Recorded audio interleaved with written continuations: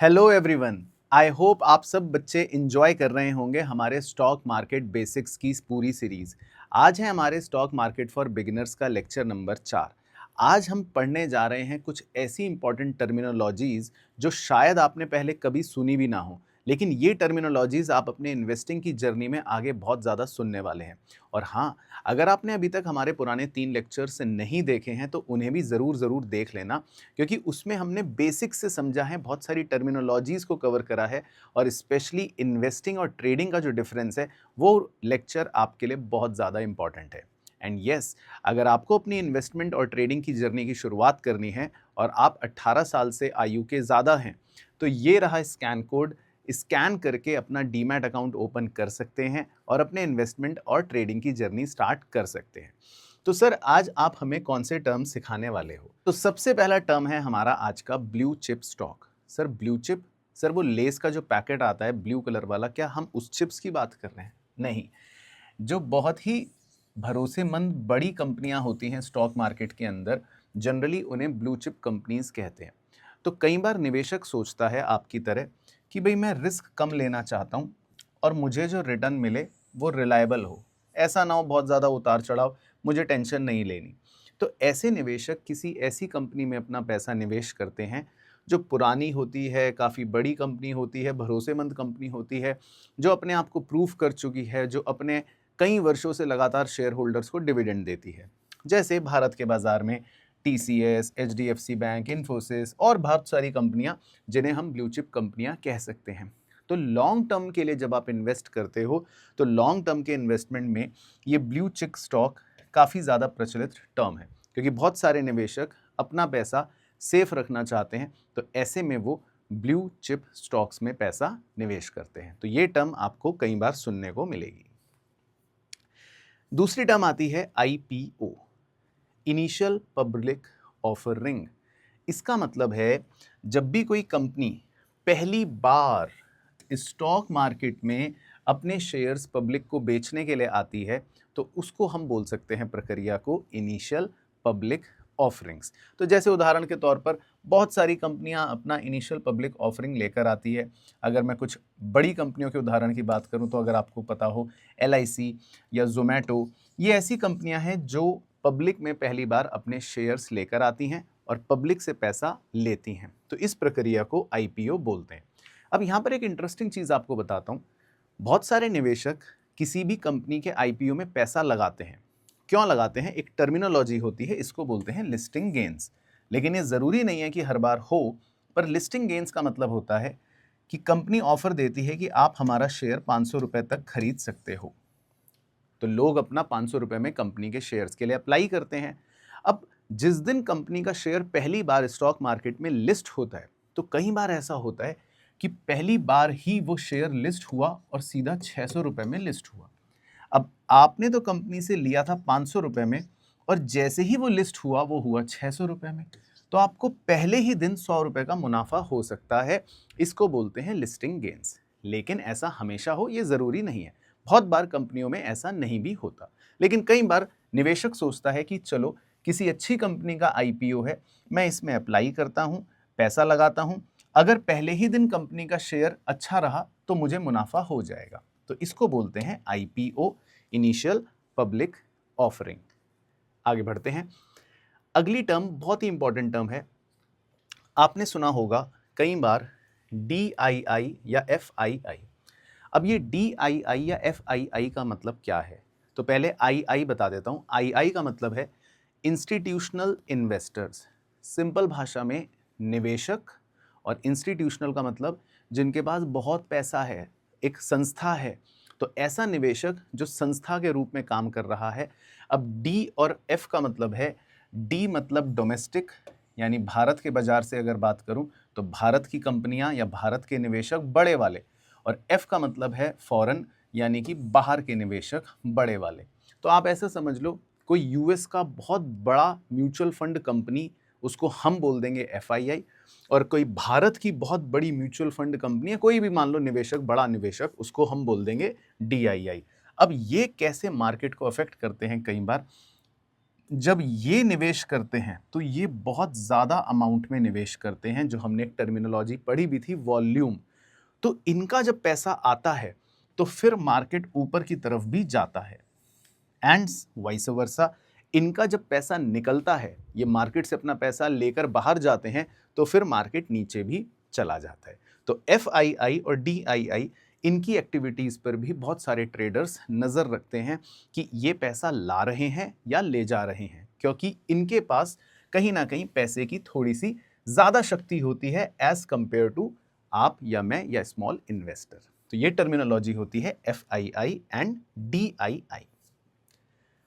फिर एक बड़ा ही प्रचलित टर्म है स्टॉक मार्केट के अंदर, PE बोलते हैं, यानी कि price earning ratio. PE, P मतलब प्राइस, E मतलब अर्निंग, रेशियो लगा भी सकते हैं, नहीं भी लगा सकते, लोग प्यार से PE बोल देते हैं, प्राइस टू अर्निंग। अब देखो होता क्या है, मान लेते हैं शेयर का भाव कितना है, उसको नाम दे दिया प्राइस, मार्केट प्राइस, और अर्निंग का मतलब होता है कि ये कंपनी कितना प्रॉफिट कमा रही है, प्रॉफिट को यहां पर नाम दे देते हैं अर्निंग। अब प्रॉफिट तो कंपनी का सर कुछ भी हो सकता है, करोड़ों रुपए हो सकता है, हाँ बिल्कुल हो सकता है, लेकिन मान लो कंपनी का प्रॉफिट है 1 करोड़ रुपए और कंपनी के पास टोटल शेयर्स कितने हैं। अब ये 1 करोड़ रुपए खाली मेरे अकेले का तो है नहीं, मान लो कंपनी में 1 लाख शेयर होल्डर्स हैं, तो इसका मतलब कंपनी में 1 लाख मालिक हैं। तो अगर कंपनी में 1 लाख शेयर होल्डर्स हैं तो कंपनी में 1 लाख मालिक हैं, तो 1 करोड़ रुपए खाली प्रॉफिट मेरे अकेले का नहीं है, ये 1 लाख मालिकों का है। तो इसका मतलब मुझे सिर्फ कितना मिलेगा सर, आपको सिर्फ 100 रुपए मिलेंगे। तो इसको हम अर्निंग पर शेयर भी बोल देते हैं। शायद आप में से किसी कॉमर्स के बच्चे ने बात पढ़ी भी हो कि भाई अर्निंग मतलब प्रॉफिट और पर शेयर मतलब एक शेयर को कितना, मतलब एक मालिक को कितना। तो अगर मेरी कंपनी का प्रॉफिट है 1 करोड़ और मेरी कंपनी में 1 लाख शेयर होल्डर्स हैं या 1 लाख शेयर्स हैं, तो एक मालिक को 100 रुपए मिलेंगे, तो इसको बोलते हैं अर्निंग। अब मार्केट का जो प्राइस है मान लो वो है 200 रुपए पर शेयर और अर्निंग है 100 रुपए पर शेयर, तो हम इससे एक रेशो निकाल लेते हैं। रेशो का मतलब होता है न्यूमरेटर में प्राइस रखते हैं P और डिनोमिनेटर में E रखते हैं, मतलब अर्निंग।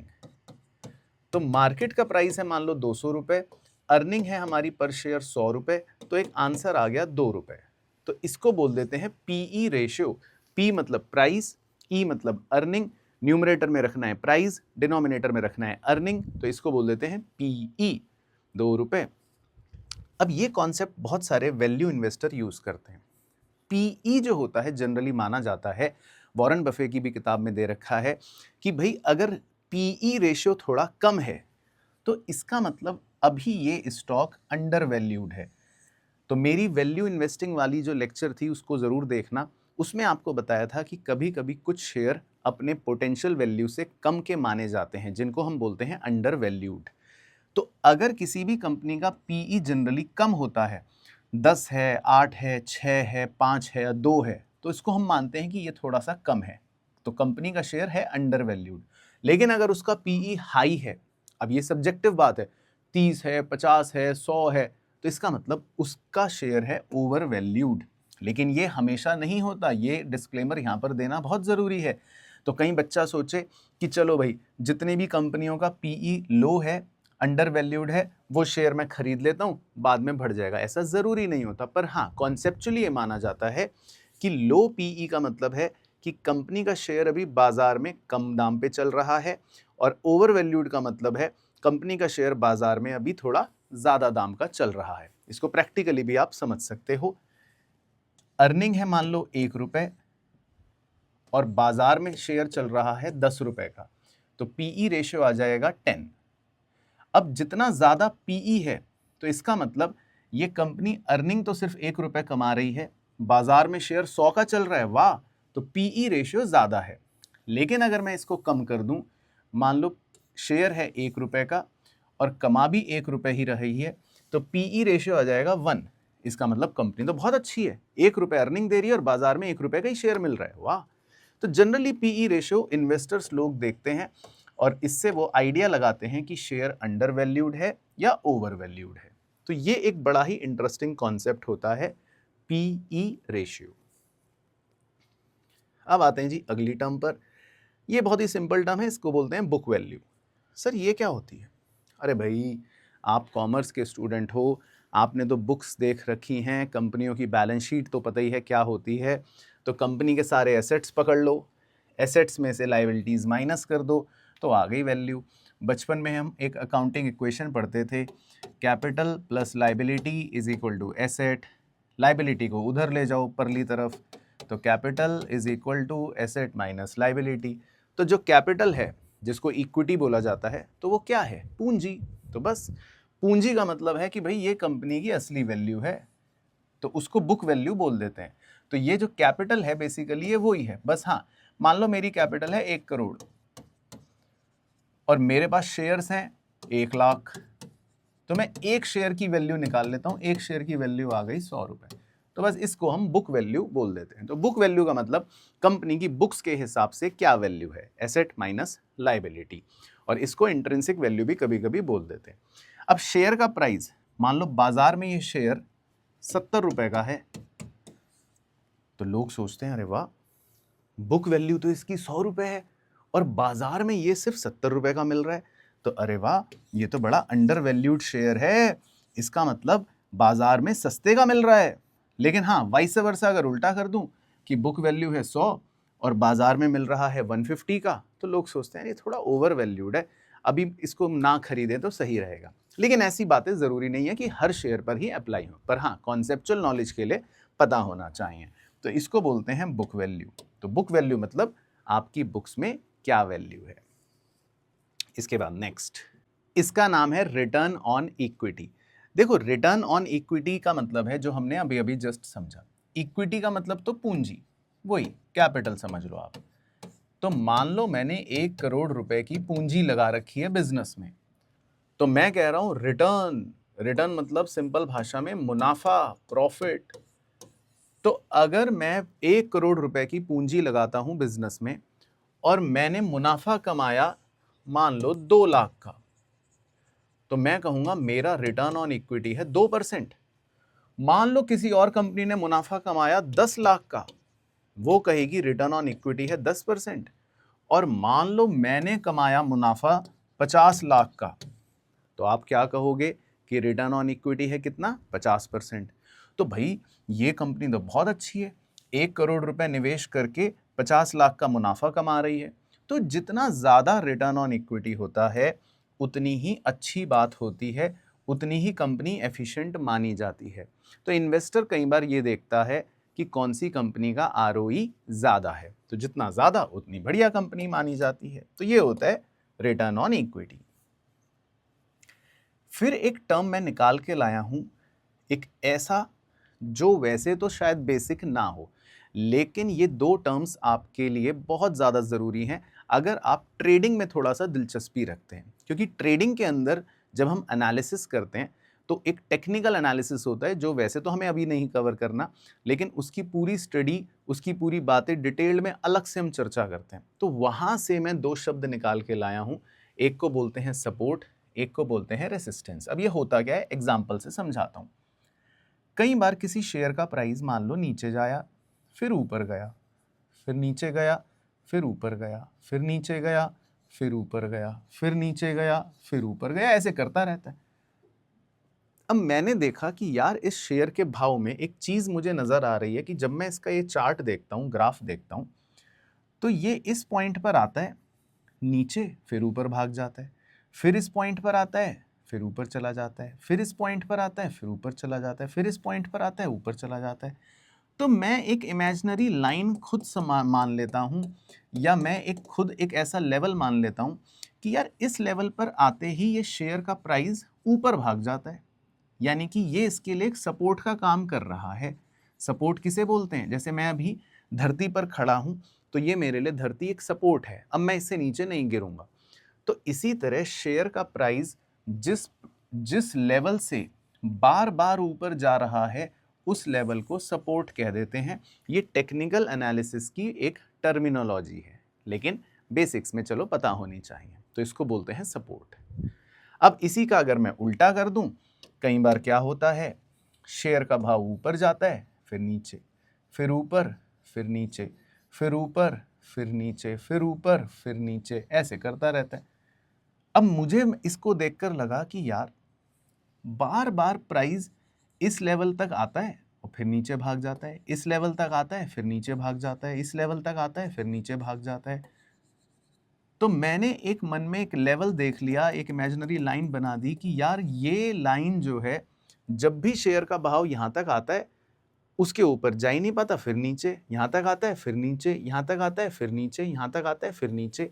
तो इस लेवल को रेसिस्टेंस बोल देते हैं, जहां से शेयर का प्राइस बार बार नीचे गिरता रहता है, तो दैट इज रेसिस्टेंस। तो ये भी टेक्निकल एनालिसिस के 2 टर्म्स हैं, लेकिन चलो बेसिक्स में आपको पता चल गए। कल को कोई बोले सपोर्ट तो समझ जाओगे क्या, कोई बोले रेसिस्टेंस तो समझ जाओगे क्या। तो ये होते हैं सपोर्ट और रेसिस्टेंस। उसके बाद एक बहुत ही इंपॉर्टेंट टर्म है जो हमारे स्टॉक मार्केट में हम कह सकते हैं हमारा बेस्ट फ्रेंड फॉर एवर है। तो ना तो मैं आपका दोस्त यहाँ पे, ना कोई भी आपका दोस्त, सिर्फ यहाँ पर एक ही आपका दोस्त है, इसका नाम है स्टॉप लॉस। तो देखो स्टॉप लॉस क्या होता है। जब हम कोई शेयर खरीदते हैं तो हम तो सोचते हैं ये ऊपर ही ऊपर बढ़ता रहे, बढ़ता रहे, बढ़ता रहे, बढ़ता रहे, पर ज़रूरी तो नहीं है कि ऐसा हो, क्योंकि कई बार हमारी एक्सपेक्टेशन के विरुद्ध भी शेयर का प्राइस नीचे जा सकता है। अब शेयर का प्राइस अगर नीचे गया, नीचे गया, नीचे गया, नीचे गया और 40 रुपए तक पहुंच गया, तो आप कहोगे यार मेरा तो नुकसान हो गया 60 रुपये का। तो देखो स्टॉक मार्केट में हमें अपने लॉस को, अपने नुकसान को रोकना भी तो है, स्टॉप भी तो करना है।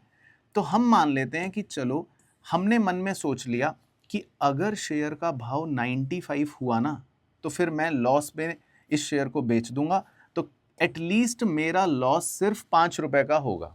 तो मैं अपने लॉस को 5 रुपए पे स्टॉप कर दूंगा। और हमें इसके लिए सिर्फ कंप्यूटर में कुछ कमांड देनी पड़ती है, कंप्यूटर अपने आप या सिस्टम अपने आप 95 रुपए के प्राइस पर शेयर को बेच देगा। तो आपका नुकसान सिर्फ 5 रुपए का होगा। और अगर आपने अपने नुकसान को यहाँ 95 पे ना रोका, तो वो नुकसान बढ़ बढ़ के पता नहीं कितना हो जाएगा। तो इसीलिए स्टॉक मार्केट में ये टर्मिनोलॉजी आप बहुत बार सुनोगे, जिसको बोलते हैं स्टॉप लॉस। शॉर्ट में इसको लोग SLB कहते हैं, स्टॉप लॉस। तो ये बहुत काम की चीज होती है। इसके बाद है अपना अगला टर्म CAGR। CAGR बेसिकली एक मैथमेटिकल टर्म है, लेकिन काफी बार सुना जाता है। अब इसका मतलब ये कि भाई अगर पीछे से समझाऊं, R मतलब तो रेट, रेट यानी कि प्रतिशत, ग्रोथ मतलब कितनी ग्रोथ हो रही है, कितनी ग्रोथ हो रही है, और एनुअल मतलब हर साल यानी कि पर एनम। तो हर साल कितनी ग्रोथ हो रही है, हर साल कितनी ग्रोथ हो रही है, उस रेट को निकालने को हम कह देते हैं compounded annual growth rate. CAGR काफी ज्यादा प्रचलित टर्मिनोलॉजी है। अब एक एग्जांपल लेता हूं, मैथमेटिक्स है उसमें थोड़ी सी इन्वॉल्व। मान लो आज आपने 10,000 रुपए निवेश करे, निवेश करे, निवेश करे, निवेश करे, 1 साल हो गया, 2 साल हो गए, 3 साल हो गए, और 3 साल बाद आपको मिले 13,310 रुपए। वाह सर, मजा आ गया। तो 3 साल में आपके 10,000 रुपए बन गए 13,310 रुपए। अब कोई आपसे पूछे कि बताओ इस हिसाब से आपने हर साल कितना रिटर्न कमाया, तो वैसे तो मैथमेटिक्स इन्वॉल्व है, तो मैं मैथमेटिक्स सिखाने तो यहां आया नहीं हूं, लेकिन वो मैथमेटिक्स निकाल के डिराइव करके प्रूफ दिखा देता हूं कि भाई अगर मैं इसको ईयरली निकालूं कि ईयरली कितना रिटर्न मिल रहा है, तो वो आएगा 10%। प्रूफ दिखा देता हूं। अब कैसे, 10,000 आपने निवेश करे, तो 10% अगर आपको रिटर्न मिला तो कितना रिटर्न मिला, 1,000। तो आप कैलकुलेटर लेकर बैठ जाओ, तो कितना बन गया आपका पैसा 1 साल बाद, 11,000। फिर अगले साल फिर 10% ब्याज मिला या रिटर्न मिला, तो 11,000 का 10% ब्याज हो गया 1,100। तो अब आपका पैसा कितना बन गया, 12,100। कैलकुलेटर पे कर लेना भाइयों। फिर 12,100 पर फिर 10% आपको रिटर्न मिला, यानी 1,210। तो अब इसको जोड़ लो, देखो कितना बन जाएगा, 13,310। तो इसका मतलब ये कि आप हर साल 10% रिटर्न कमा रहे हो, बस ये मतलब हो गया। तो इसको नाम दे देते हैं CAGR, compounded annual growth rate, simple. इसके बाद आता है जी प्रमोटर होल्डिंग। प्रमोटर होल्डिंग बहुत ही सिंपल शब्द है। प्रमोटर का मतलब भाई कंपनी के ओरिजिनल मालिक, और होल्डिंग का मतलब उनके पास कितना हिस्सा है। तो देखो, अगर मैं किसी कंपनी का मालिक हूं और मैं अपनी कंपनी में 1% होल्डिंग रखता हूं, तो पता है आपके मन में क्या ख्याल आएगा कि यार सर अपनी कंपनी में सिर्फ 1% हिस्सा रखते हैं, तो कहीं ऐसा तो नहीं सर इस कंपनी को अब एग्जिट करने वाले हैं, निकल जाएंगे 1% किसी को बेचकर। तो आपका कॉन्फिडेंस थोड़ा शायद कम हो जाएगा मेरी कंपनी के प्रति। लेकिन अगर मान लो मेरी कंपनी की होल्डिंग मेरी है, मान लो 40%, 50%, 60% या कुछ भी व्हाटएवर, तो आपको लगेगा कि हाँ सर तो अपनी कंपनी में इतना ज़्यादा होल्डिंग रखते हैं, तो इसका मतलब सर फिलहाल इस कंपनी को छोड़ के भागेंगे नहीं, सर यहाँ पर शायद मेहनत करेंगे और इस कंपनी को आगे लेकर जाएंगे। तो बस ये थोड़ा सा कॉन्फिडेंस देता है। तो जितनी ज़्यादा प्रमोटर होल्डिंग होती है तो इन्वेस्टर को थोड़ा सा कॉन्फिडेंस रहता है कि भाई हाँ, भाई रिलायंस कंपनी है, उसमें मुकेश अंबानी साहब की होल्डिंग अच्छी है, तो आपको भी भरोसा रहता है ना, हाँ जी भाई अंबानी जी हैं, अब ये संभाल लेंगे, अच्छे से चला लेंगे। और मान लो अंबानी जी की होल्डिंग बहुत कम हो, तो शायद घबराहट लगे कि यार ये तो भैया एग्जिट कर रहे हैं, इनकी तो होल्डिंग बहुत कम है, ये तो निकल जाएंगे, तो पता नहीं क्या होगा कंपनी का। तो वो थोड़ा सा इन्वेस्टर को कम कॉन्फिडेंस देता है। तो इसको बोलते हैं प्रमोटर होल्डिंग। और इसी से अगला टर्म बनता है, उसको बोलते हैं प्लेजिंग ऑफ शेयर। ये भी आप सुन सकते हो। प्लेजिंग का मतलब होता है गिरवी रखना, गिरवी रखना। और किसको गिरवी रखना? शेयर्स को गिरवी रखना। तो कई बार प्रमोटर्स जो होते हैं उन्हें बैंक से लोन लेना होता है, तो बैंक कहता है बदले में क्या दोगे? तो प्रमोटर कहता है बैंक प्लीज हमारे शेयर्स रख लो और हमें लोन दे दो। तो जितने ज़्यादा प्लेज्ड होते हैं शेयर्स, इसका मतलब इन्वेस्टर समझता है कि इस कंपनी पे कहीं लोन का बर्डन ज़्यादा तो नहीं है। इन्होंने इतना लोन ले रखा है, इतना लोन ले रखा है कि सिक्योरिटी में देने के लिए इन्हें बेचारे प्रमोटर्स को अपने शेयर गिरवी रखवाने पड़ रहे हैं। तो ये भी थोड़ा सा लोन का या डेट का बर्डन शो करता है। तो इन्वेस्टर को लगता है, कुछ इन्वेस्टर्स होते हैं जो ज़्यादा डेट वाली कंपनियों में निवेश नहीं करते, तो वो इस चीज़ को देखते हैं कि यार प्लेज्ड हैं शेयर, ज़्यादा प्लेज्ड हैं, तो ये एक रिस्की बात है, कंपनी पर कर्जे का प्रेशर ज़्यादा है शायद, तो अब हम इसमें निवेश ना करें। तो ऐसा भी सोचते हैं कुछ निवेशक। ठीक है जी। चलो, तो भाइयों और बहनों, हमने आज जो पढ़ा वो पहले तो बताओ कि अच्छे से समझ आया कि नहीं। और इस सीरीज के चौथे लेक्चर के बाद देखो कितनी सारी टर्म्स आपके ज्ञान चक्षुओं को खोल चुकी होंगी। आई होप ये वैल्यू आपको मिल रही होगी। अब एक काम कर देना, सबसे पहले तो हमारे चैनल को सब्सक्राइब कर लेना, बिना शर्माए चैनल को शेयर कर देना हर जगह, क्योंकि बच्चे से लेकर बूढ़े तक इस चैनल पर हमारा मोटिव है कि भाई फाइनेंशियल लिटरेसी को पहुंचाया जाए, और यही इस मोटो को हम आगे बढ़ा रहे हैं आपके लिए। Let's learn and then earn. तो बस इस प्यार भरे नोट के साथ आपसे अलविदा लेना चाहूँगा, इस वीडियो को ख़त्म करना चाहूँगा। बाकी यस, अगर आपको अपनी ट्रेडिंग और इन्वेस्टमेंट जर्नी स्टार्ट करनी है तो ये रहा स्कैन कोड, स्कैन करके डीमैट अकाउंट आप ओपन कर सकते हो। 18 वर्ष की बस आयु होनी चाहिए और पैन कार्ड चाहिए। 100 रुपये भी अगर आपके पास हैं तो आप अपनी इन्वेस्टमेंट या ट्रेडिंग जर्नी शुरू कर सकते हो। बाकी मुलाकात करूँगा आपसे नेक्स्ट वीडियो में। तब तक अपना ध्यान रखना, मस्त रहना और स्वस्थ रहना।